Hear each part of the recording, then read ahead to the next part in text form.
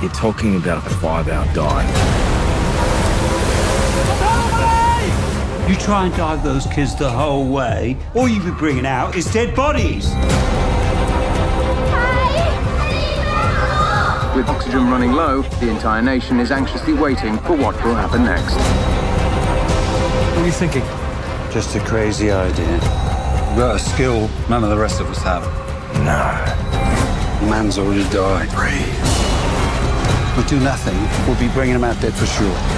So you are expecting casualties? Yes. I expect casualties.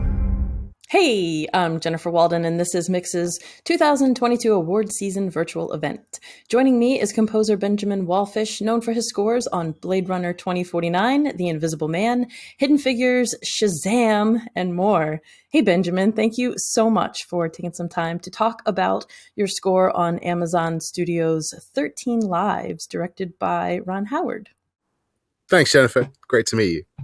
Before starting work on this film, did you see the documentary, The Cave? And if so, did that have any influence on how you wanted to approach the score for the dramatic film? Actually, I didn't. I, like so many of us, was glued to the news when the events were unfolding.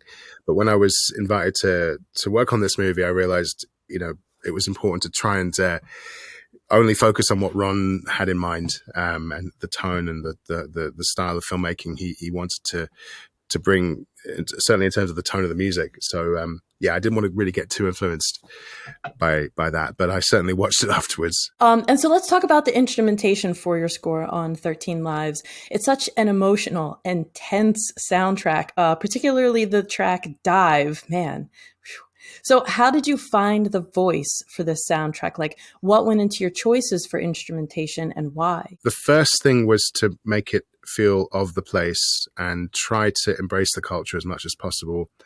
So I spent a lot of time. I originally had this plan of flying to Thailand and spend a couple of weeks there with recording equipment and try and just get as much field recording from the region as possible, but it was in the height of COVID and lockdown, so that wasn't possible. But we did the next best thing and did a lot of recording sessions with Thai musicians, coordinated by a very good friend of mine now, Nat Bantita, who's a musicologist in Thailand, and she's also a singer. And she found some amazing folk music from the region. It goes back hundreds of years, which I was able to incorporate into the score, and also finding an experimental sound as well was super important because of we didn't want to write a traditional score. We didn't want to have anything feel too melodramatic. And so it's a very minimalist approach in many ways, and melody only really comes to the fore in the second half. And the other part of it is how the spirituality of Thai culture, that was very important to the tone, but coupled with something which felt like, quite scary as well, because not just from the point of view this is a terrifying thing to observe, the claustrophobia, the high stakes, but also the spiritual aspect.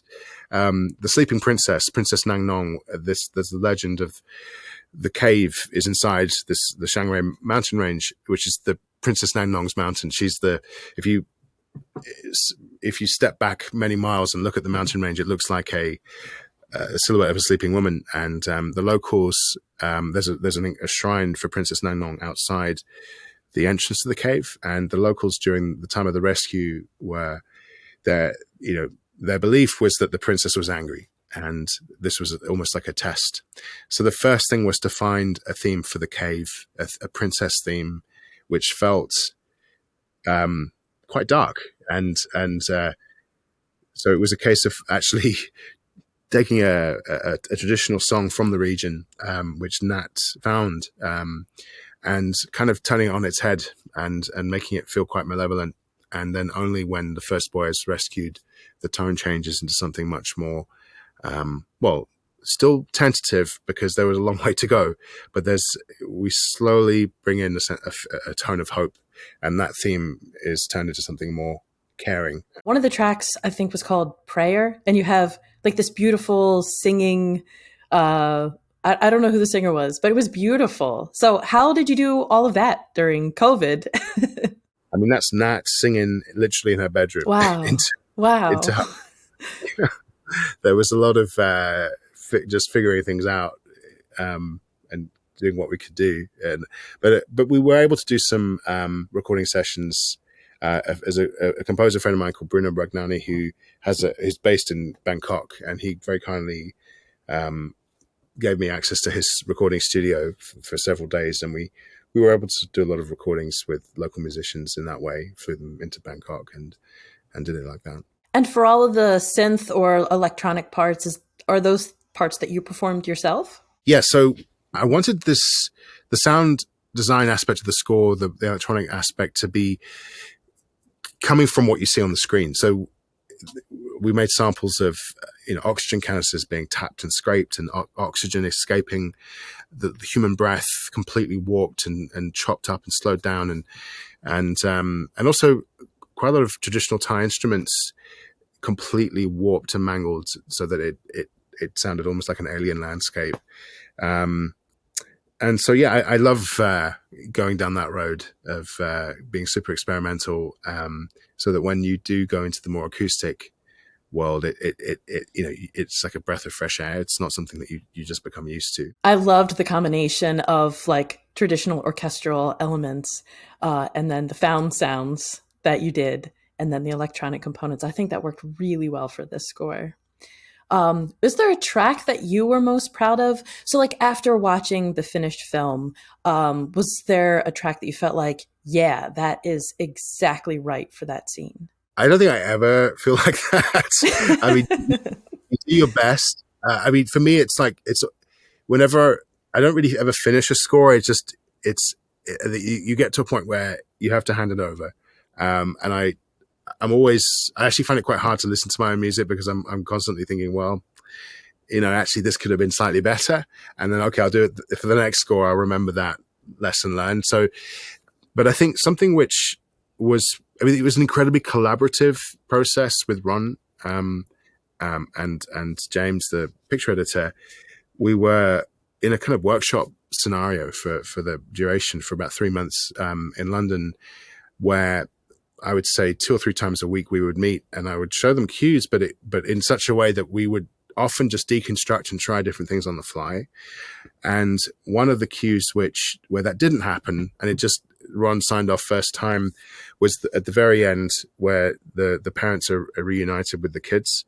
It was just a very simple cello melody, and a cello and piano piece, a theme which you first hear very tentatively when you see the first boy being rescued and transported in the helicopter. It's the parents' theme, because of course, if the danger was from the point of view of the princess in the cave, the pull of a parent's love, the sense of everyone is trying to reunite these kids with their families. And so the parents needed a theme, and so this cello melody is that I wrote very quickly. And I think for me, the fact that Ron said yes first time, it was a good sign, at least. So just one final question for you here. How was scoring 13 Lives a unique experience for you? There were so many things unique. I mean, every score is unique. And that's really important also. I try to always have a sense of a completely blank canvas whenever I start something new. But this was particularly different in that normally with a film score, you're adding a level of emotion and drama to what's, you're creating this heightened environment, emotional environment for the audience, but you don't want to do that in an obvious way.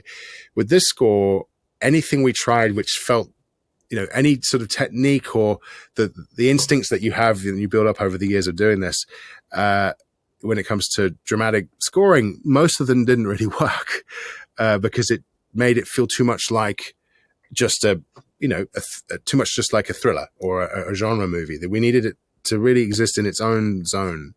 And so there was I think it was unique in that I had to really dial back on my instincts on the dramatic level and be very minimalist, actually, which was incredibly difficult for me.